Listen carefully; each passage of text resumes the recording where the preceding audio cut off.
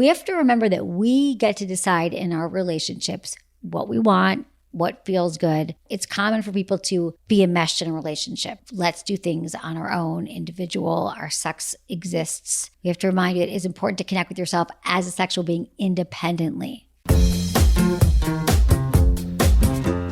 You're listening to Sex with Emily. I'm Dr. Emily, and I'm here to help you prioritize your pleasure and liberate the conversation around sex. We've got another juicy Hotline Calls episode for you today, and I'm so grateful for how vulnerable and thoughtful your questions are. You're normalizing these sex conversations for all of us. Today, my producer Erica and I are answering questions about orgasming alone but never with partners, humiliation kinks, which are way more common than you think, what it means when you catch your partner on interactive sex sites, and feeling guilty for masturbating when you're in a relationship. These questions get to the heart of what so many of us struggle with: neural pathways that get wired one way, kinks we're afraid to share, and the shame that still surrounds solo pleasure even when we're partnered. This episode is about permission. Permission to teach your pleasure to multiple partners. Permission to have kinks, and permission to prioritize masturbation as self-care, not betrayal. All right, let's get into the episode. This is Charlie. She's a female, 37, in Ohio. I had a question about how to orgasm. So I can orgasm by myself using a toy, usually clitoral stimulation. However, I cannot orgasm with a partner.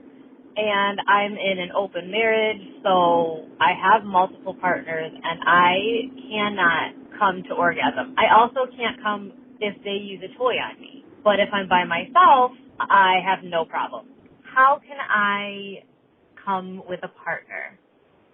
Charlie, thank you so much for your question. And you are not alone here. This is probably one of the most common questions and common concerns for vulva owners, where we're on our own, we can have orgasms, no problem with a toy, and then someone else shows up and we just can't make it happen. First off, nothing wrong with needing a toy every time you orgasm either. I don't want to place orgasms on this hierarchy where, when you do it with a partner without a toy, it's that much better, because this speaks to this whole misunderstanding of the female orgasm, that it should only happen one way. It should be able to happen with a penis or during penetration. That is just not the case for many of us. Okay, so that's one thing.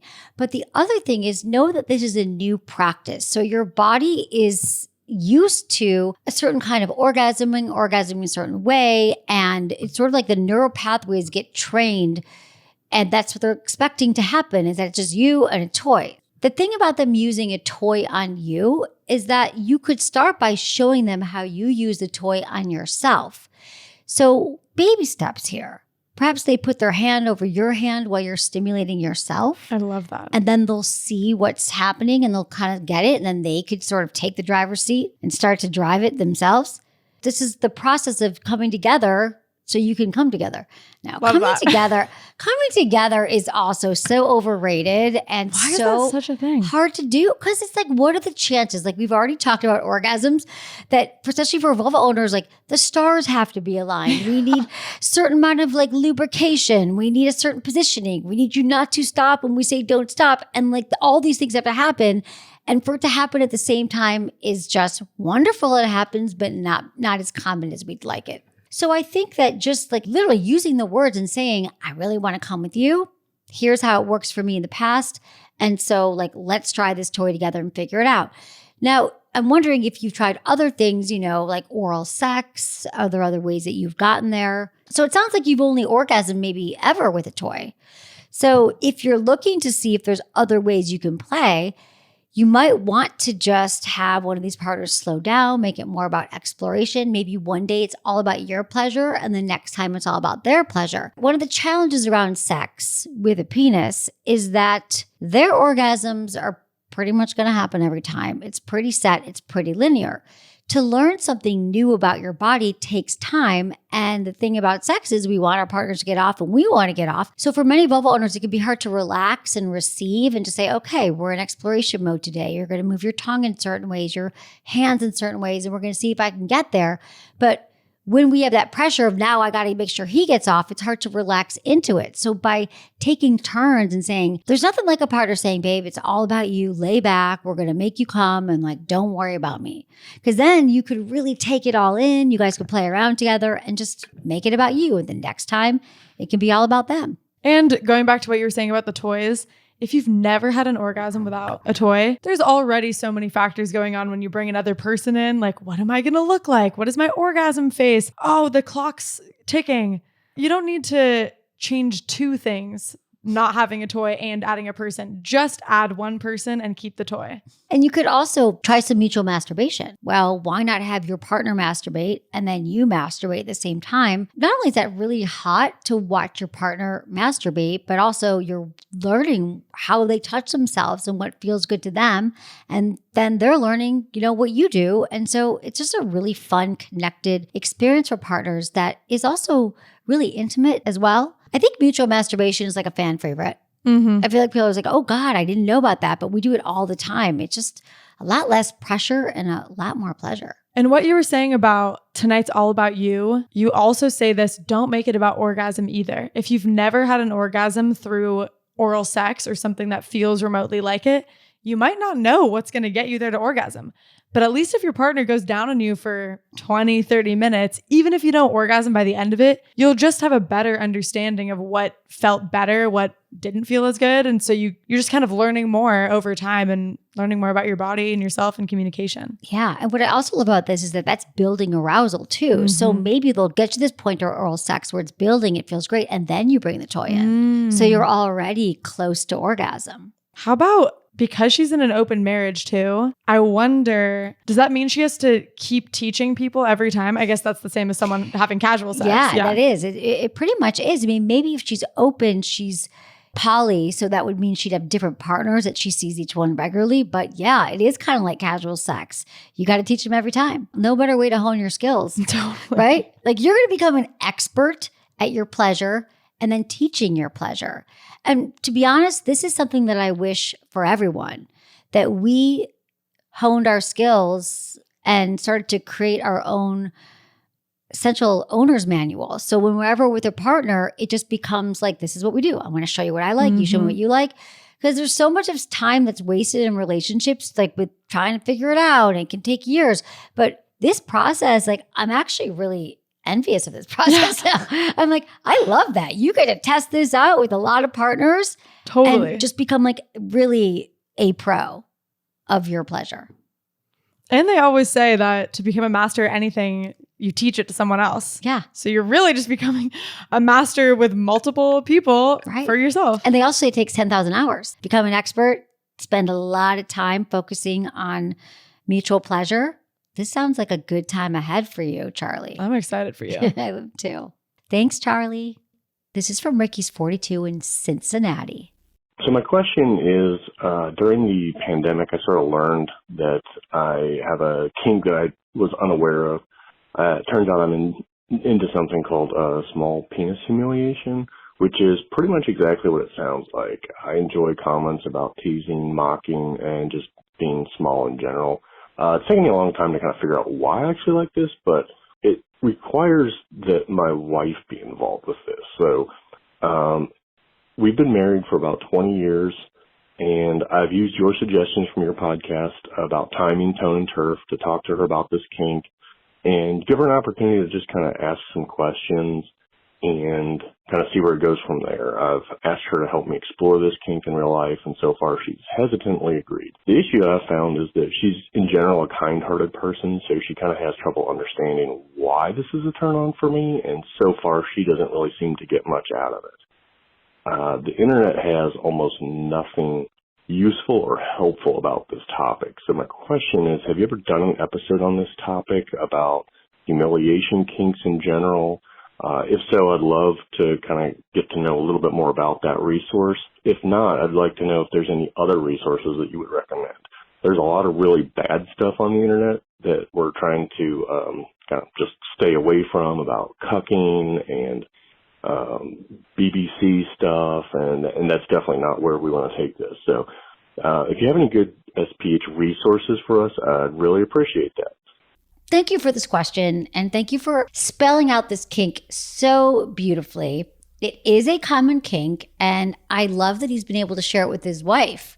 And he really listened and understands that you have to take the time, explain what you get out of it, what she might get out of it. But it sounds like that's where he is struggling a bit, because it can be hard to wrap your head around, like his wife going, wait, what? You want me to make fun of your small penis and then you're going to get turned on by it? Like, that is hard to wrap your head around. Yeah. I get it, right? So kinks are basically, let's just clarify kink, anything outside of conventional sex. Basically anything outside of like missionary sex, making out, falling asleep is kink. So we're all a little bit kinky. And remember, we've talked about ways to spice up missionary on this show too. So yeah, exactly. Missionary can be kinky too. Exactly. Everything's got a little caveat here. You can make anything hot. But some kinks, like Rick's, could be connected to our core erotic desires. And I talk about this in my book as well. Celeste and Danielle, who are sex coaches, kind of coined this term. There's specific feelings we want to experience during sex. So for some people, we want to feel cherished. We want to feel nurtured. We want to feel adored,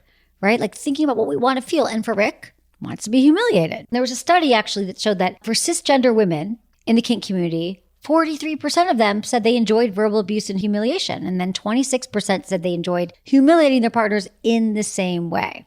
And you don't usually choose these core erotic desires, which in some ways can make us feel a little bit better. Probably from something early in your childhood. We might not actually remember or pinpoint. That's okay. But it's something to be ashamed about. I mean, I think he just did the hard part, actually, just by even talking to your wife about it. I'm so happy he told her. A lot of people, I feel like, keep it to themselves. How many questions do we get about every day? Who would never talk to them about it. But like you went to your wife and you're just well on your way, you know, to having the sex life you want. And you're like embracing it.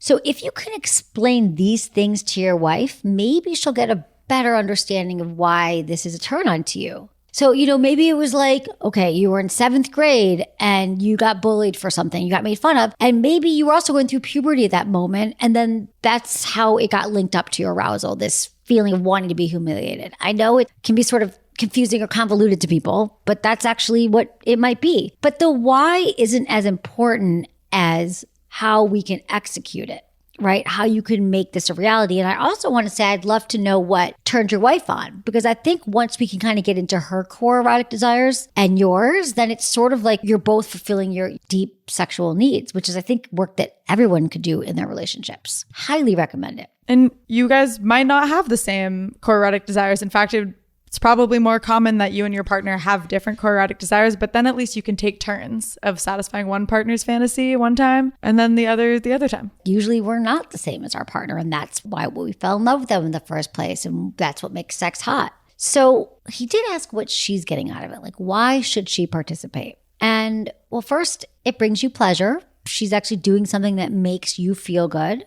So that's important. Compersion, she gets pleasure from your happiness. So let's figure out what her turn-ons are. Let's explain to her what's going on with you and see if she can just sort of decide that she's going to show up. She's going to take your word for it. This is your turn-on, and see how she can also make it part of her own eroticism as well. Not only by identifying what she likes, but just knowing that you're the man she loves and she's with, and what can she do to be fully supportive. And I'm sure she is outside the bedroom. I mean, I'd like to say we all want to support our partners in the bedroom as well.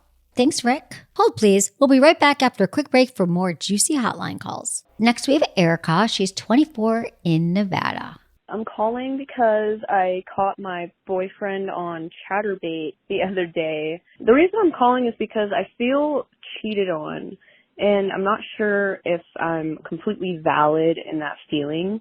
But we've established those boundaries about a year ago. So they were already pretty much set in stone. And then I found it on his phone again. And I'm kind of asking, like, how do I be intimate with him again? All right. Thanks, Erica, for this question. So we could ask this question a lot, especially with more ways to cheat with the rise in technology and dating apps and porn being ubiquitous, available everywhere on all of our platforms.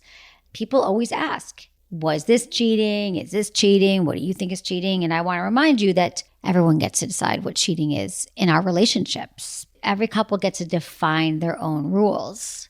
sounds like you did. A lot of times people haven't defined it. So I'm like, well, if you haven't really talked about it, we should just assume that our partner's masturbating. But this is why we got to talk about it. And just even saying to your partner, I know you masturbate, but I have feelings that come up around it. Let's talk about it. And then you could understand that your partner's still going to masturbate and why, and it's not really taking away from your connection. But in this case, you had a conversation about it. And you talk about Chatterbait.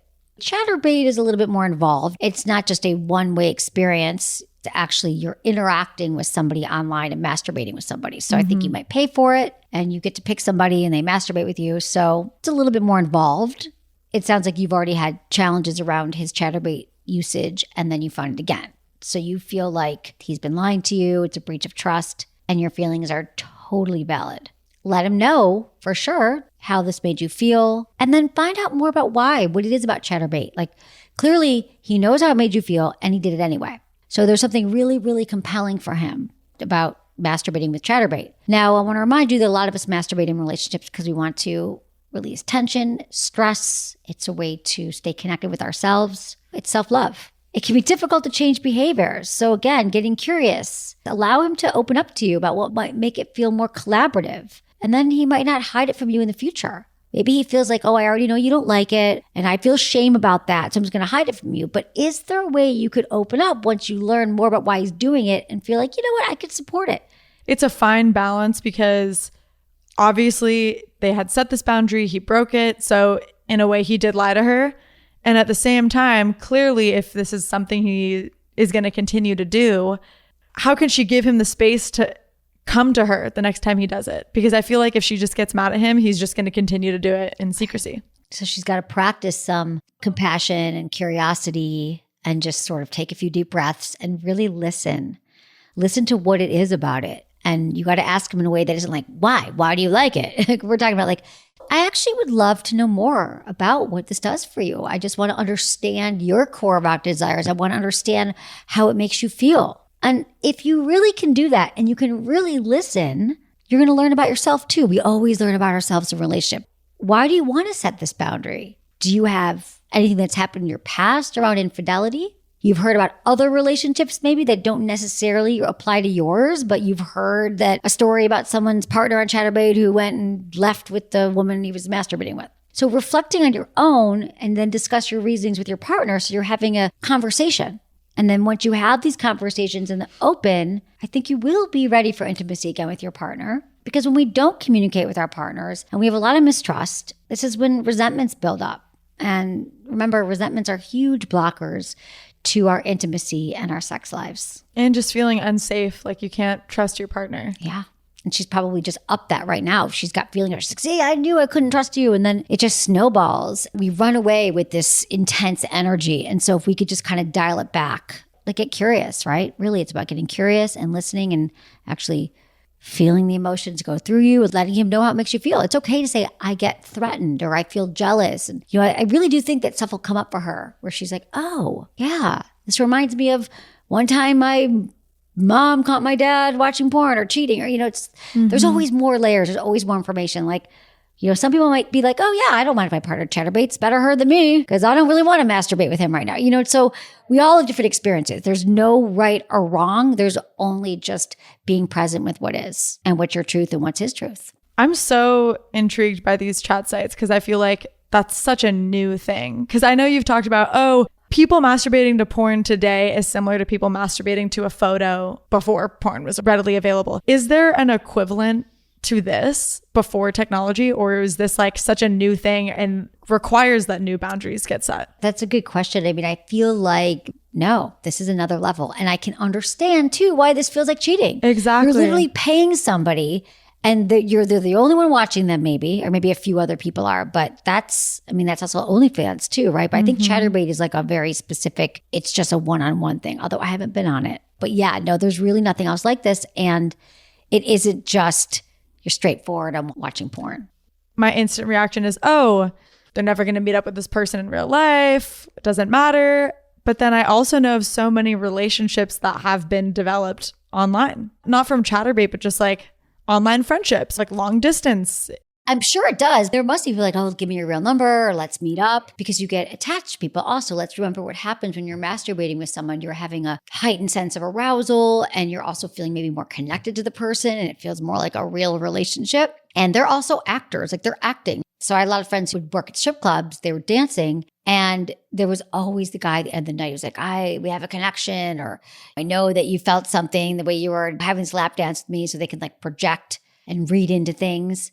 So I could see, to your point, there could be some kind of relationships formed, or even a sense of, I'm going to keep masturbating to the same woman. I'm going to come back every day. I'm going to give her money. I mean, I could see that being like, what if your partner didn't have a lot of money and was struggling? You're like, you're not buying me dinner, but you are spending, I don't know how much it costs a day to masturbate. It brings up a lot. I could see this being another level of threat to somebody who feels already that they can't really trust their partner. So we got to break it down, have some real talks, do some listening, and you're not going to probably solve it in one conversation. Takes time to process. Took a while to get into this situation, this conflict, that we don't just end conflicts either by one conversation. It's ongoing. Be compassionate and be curious. All right. Thanks, Erica. We appreciate you. Okay. This is from Rachel. She's 30 in New Mexico. I don't masturbate very often, and when I do, it is usually a precursor to partnered sex. I think I feel like if I'm in a mood to masturbate, I might as well have sex with my partner. But honestly, there are times that I would really rather just masturbate than have sex. My husband and I have sex usually 1 to 3 times a week, so I don't feel like it's like I want to masturbate instead of having sex. And I don't know if my worry that masturbating instead of having sex sometimes is because that really is a bad thing, or if it's just some of my sexually repressed upbringing coming out. I would love your advice. Thanks so much.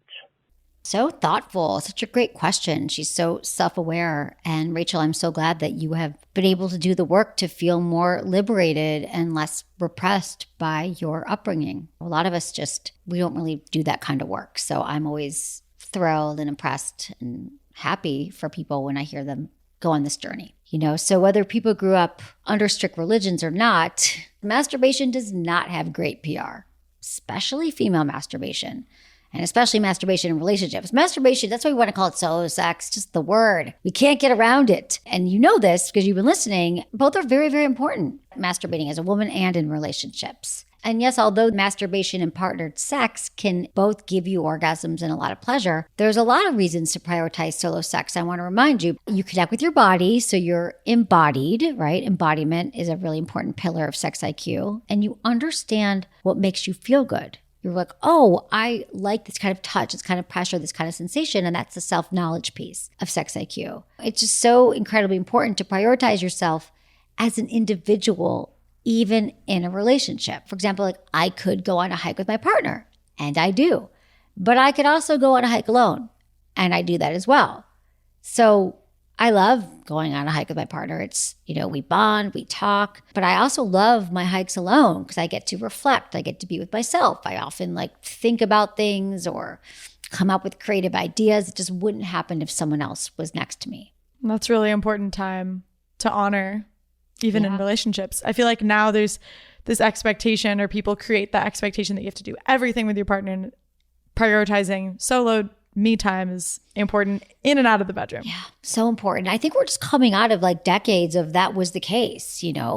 Women stayed home, men were out working. It hasn't been that long since this paradigm shifted, and we're just getting to work and figure out what we want. We're spending more time single before we're getting into relationships. So there's just, society's different, and it hasn't often caught up with what we want. If we look at our parents, they probably might have spent more time together than we want to. So we have to remember that we get to decide in our relationships what we want, what feels good. It's common for people to be enmeshed in a relationship. Let's do things on our own, individual. Our sex exists. We have to remind you it is important to connect with yourself as a sexual being independently. Also, you've done the work to sort of get out from under the repressed culture you grew up in, that when you prioritize masturbation, it's also an act of rebellion in a way against your upbringing. Prioritizing your own pleasure, independent of a male orgasm, and aside from it just being about procreation, is an act of self-care. And maybe it is a little rebellious, but it's also part of the journey that you're sharing, that you're on.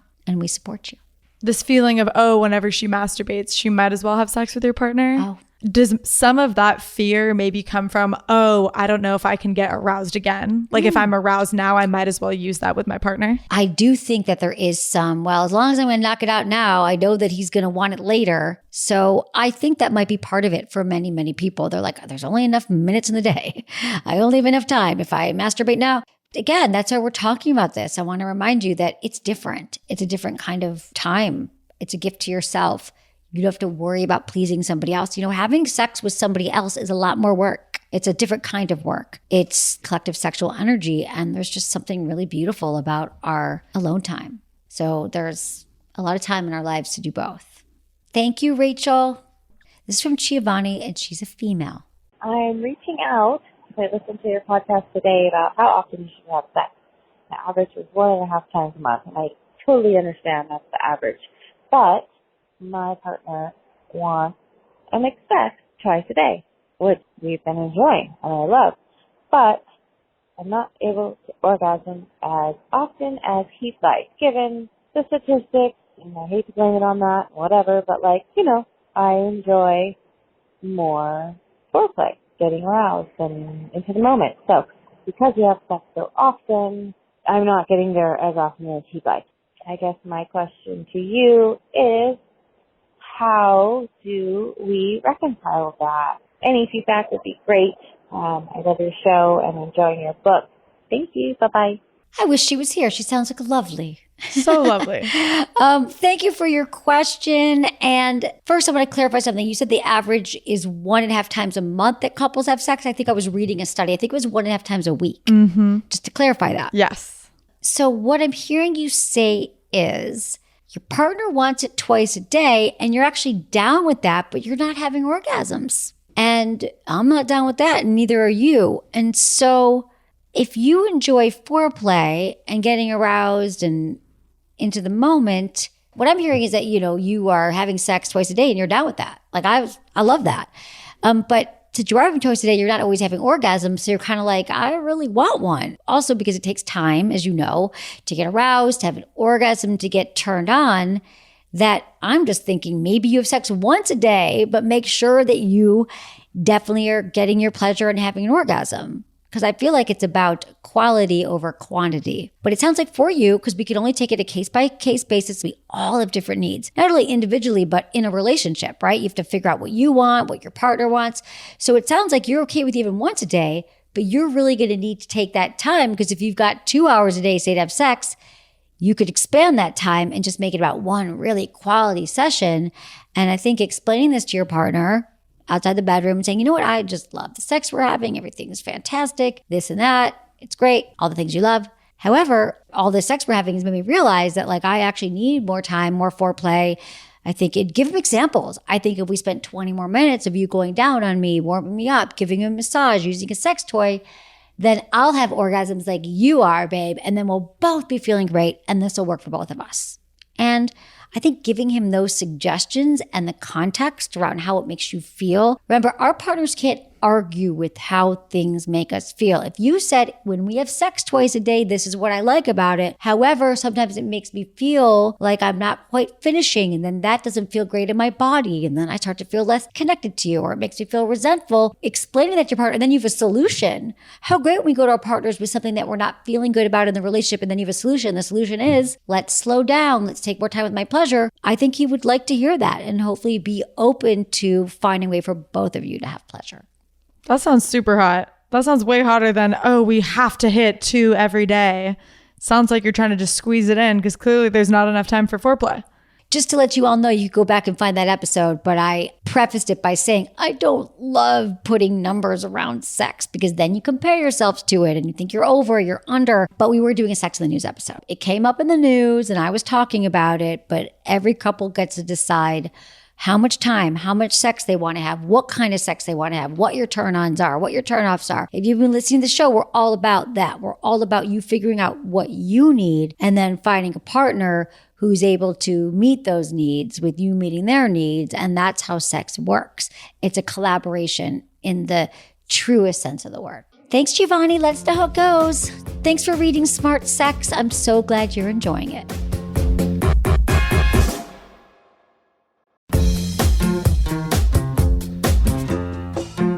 it for today's episode. Thank you so much for listening to Sex with Emily. And if you love the show, please like, subscribe, and leave a review wherever you get your podcasts. And hey, share this with a friend or a partner. It might just spark something. It usually does. You can find me on Instagram, TikTok, YouTube, Facebook, and X. It's all at Sex with Emily. Oh, and I've been told I give really good email. So sign up at sexwithemily.com for free guides and articles and more ways to prioritize your pleasure.